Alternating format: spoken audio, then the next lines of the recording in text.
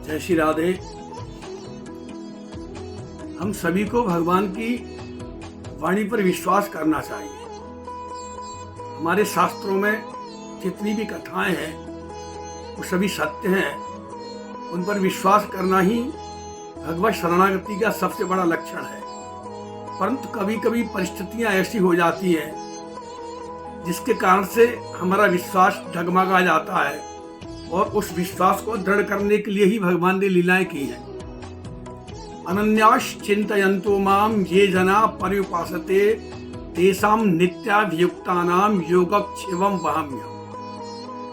ये जो भगवान की वाणी सत्य है, जो अनन्य भाव से मेरा चिंतन करता है, मेरी शरणागति में रहता है, मेरे आश्रित रहता है, उसके समस्त कार्यों को आने जाने खाने रहने सभी समस्याओं को मैं ढो करके लाता हूँ वहाम्यहम्।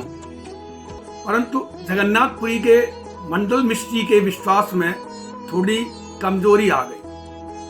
परिस्थितियां ऐसी हो गई कि भगवान का निरंतर चिंतन करने के उपरांत में भी, भजन करने के उपरांत में भी संसारिक के जो भौतिक सुख हैं उनमें इतनी कमी आ गई कि जिसके कारण से एक दिन उनका ये जो विश्वास था बड़ा कमजोर हो गया और उन्होंने कहा, भगवान ने जो श्लोक ये कहा है कि अनन्यास चिंतयन्तु माम ये जना पर्युपासते तेषां नित्याभियुक्तानां योगक्षेमं वहाम्यहम्, ये सही नहीं है।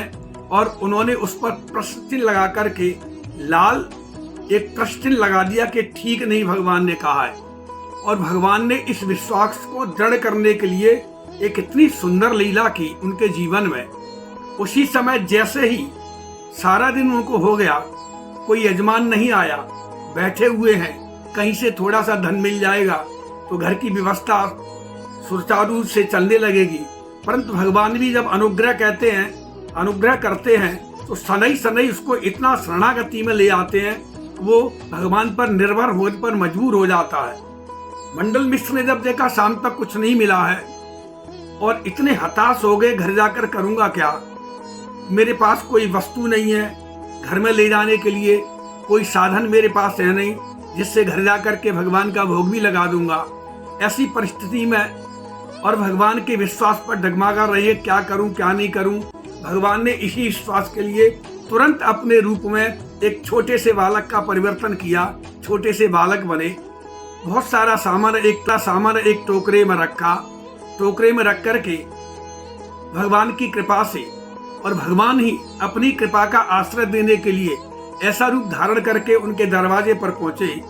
कुंडी खटखटाई, माता निकली वहां से। इतने सुंदर बालक को देख करके आश्चर्य करने लगी कि इतना सुंदर बालक उड़ीसा में तो होता ही नहीं है।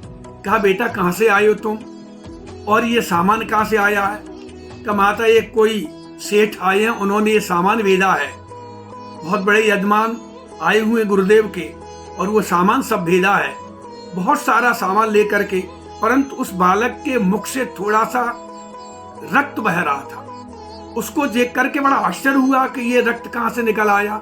सामान ज्यादा था, उम्र छोटी थी, गिर गया इसलिए ये चोट लग गई है। माता ने उसको गोदी में बिठाया, पहुंचा, बड़ा भगवान की कृपा की कि भगवान जगन्नाथ आप बड़े कृपालु हैं। आज भगवान के भोग के लिए कोई घर में सामान नहीं था और देखो भगवान ने कैसा सेठ भेज दिया।